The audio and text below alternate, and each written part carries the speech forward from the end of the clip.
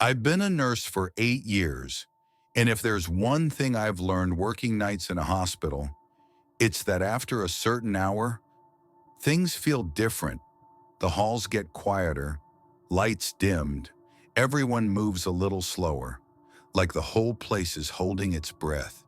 You see less people, but somehow it feels like you're not alone.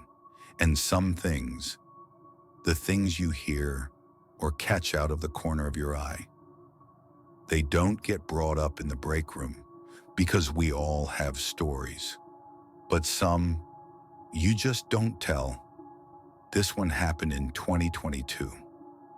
I was doing an overnight shift in the ICU. It was just before the holidays. Most patients were stable. It felt like it would be a quiet night. We had one patient in room 204, male, early 60s, post-op from a cardiac surgery. He was unresponsive but stable. No visitors, no family listed. Just alone. I went in around 1 a.m. to check his vitals. Everything looked normal.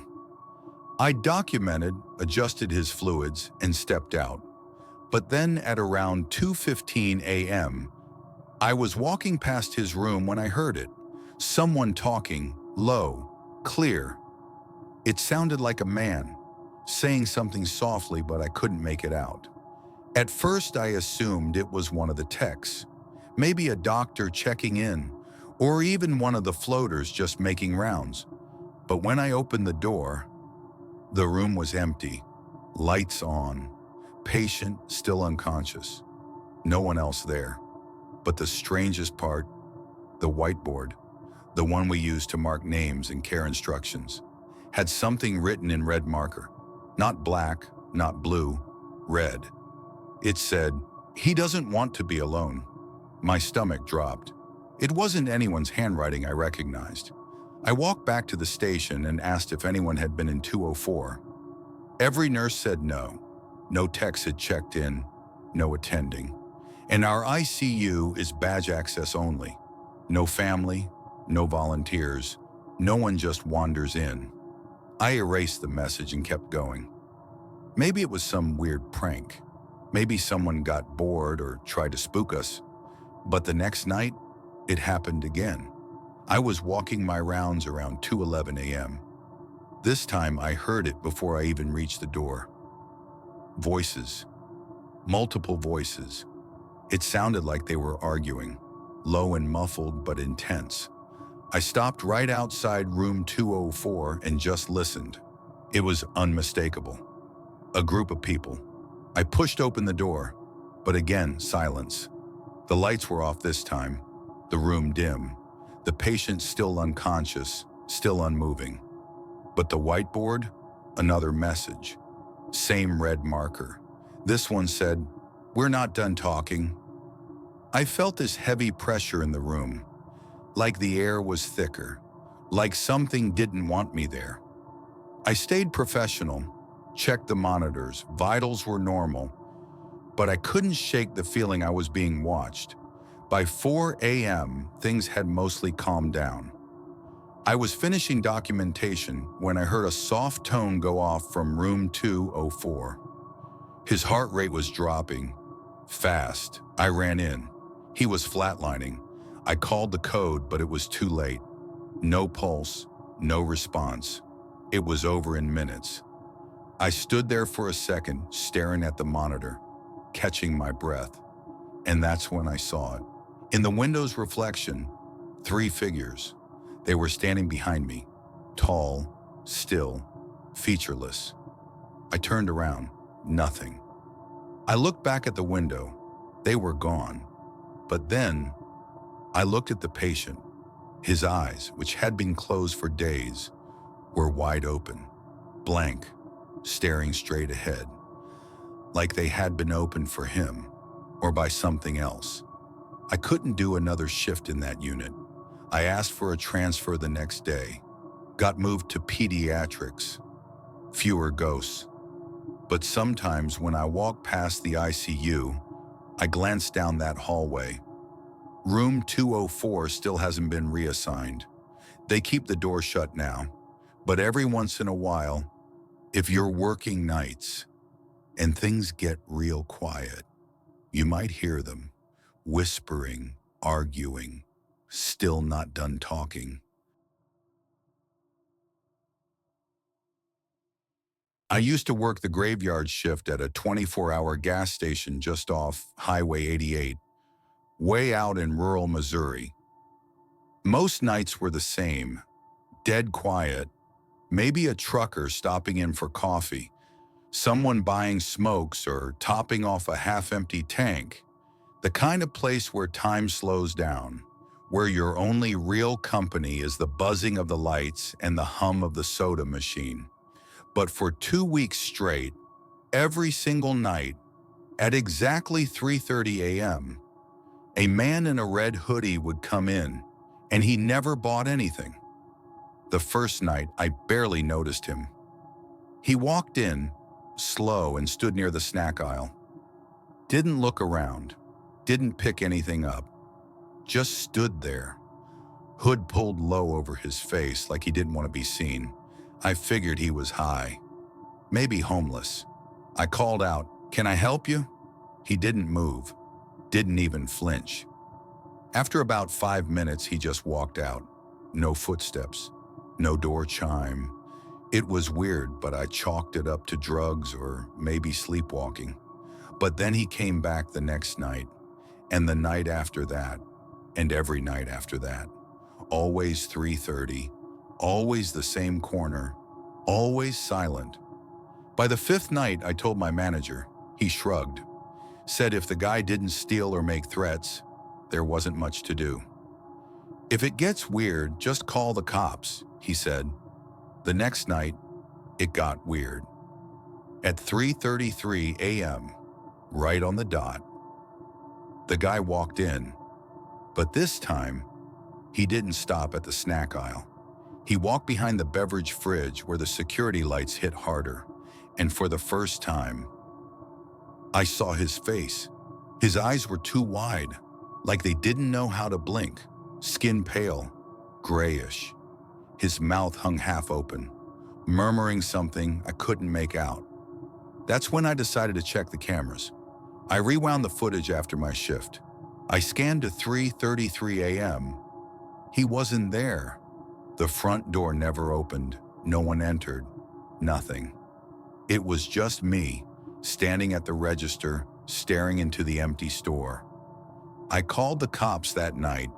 They showed up about 15 minutes later. 2 deputies searched the lot, the woods, the back road. Nothing. No one matching my description, no footprints, no tire tracks. They told me maybe it was just a weird drifter, to keep the doors locked if I felt unsafe.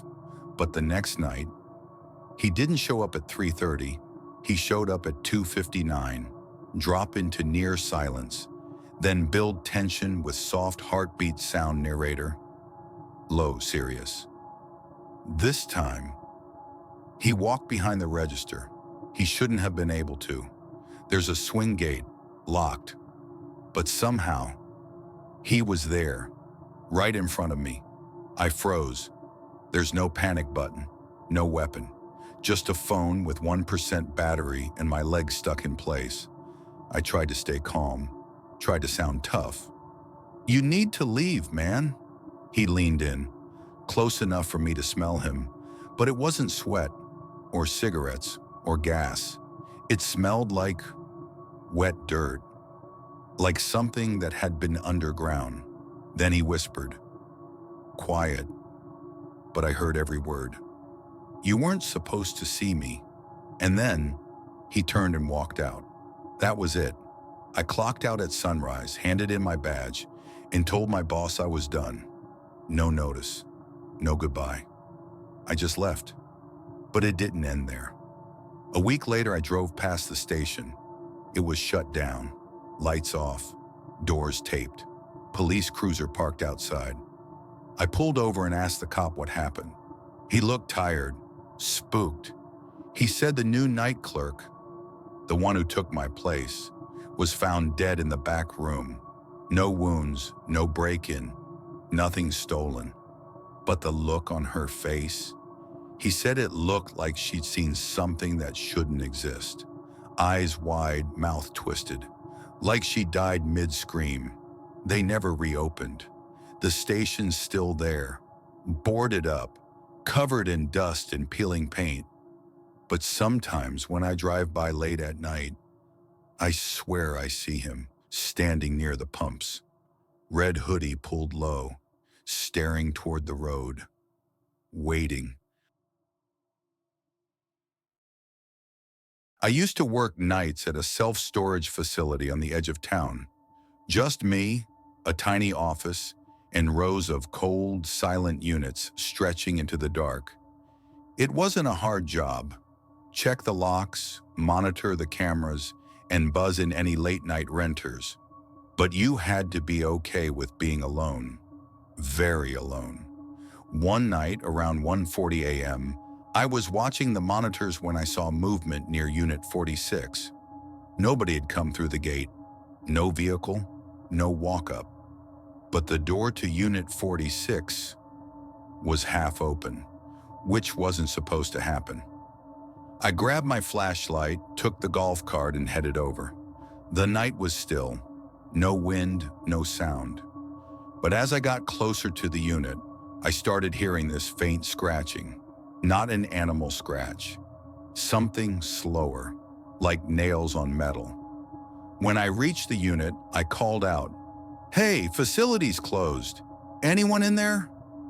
No answer, just that scratching, coming from deep inside the unit. I should have radioed it in. But part of the job is checking on renters' property, especially if the lock's broken. So I stepped inside. The flashlight flickered. The unit was packed. Boxes, plastic bins, old furniture, and in the far corner, a mattress, and something under it. I froze. It wasn't moving, but it was there. The shape of a person curled underneath, like they'd been hiding for hours. Then the scratching stopped. I backed out slowly and ran the door shut, locked it, radioed my boss. He told me Unit 46 had been vacant for over a year. The last renter vanished, left all their stuff behind, never came back. When I checked the logs, the last gate access from that account was exactly 1 year ago to the minute. Creeped out, I asked him to meet me at the facility, but by the time he got there, the unit door was wide open again. Empty, mattress gone. The only thing left behind was a handprint on the inside of the metal wall. But it wasn't dusty like the rest of the unit. It was fresh, like someone, or something, had pressed its hand there just seconds before we arrived. That night, I double-locked the office door, but around 3:30 a.m., the motion alarm went off. Unit 46 again. Only this time, every light in that row had blown out. On the camera, I saw a figure. Not walking, not running, crawling, fast, unnatural. It moved across the pavement like its joints bent the wrong way, dragging something behind it. I shut the monitor off, put in my 2 weeks the next morning. I still drive past that facility sometimes. It's under new management, got fancy new cameras and LED lights now. But Unit 46 is still empty, padlocked. Except last month, I heard a rumor from the guy who replaced me. He said someone keeps breaking into the unit, but the lock is never touched. And inside, there's always a mattress, still warm, like someone just got up,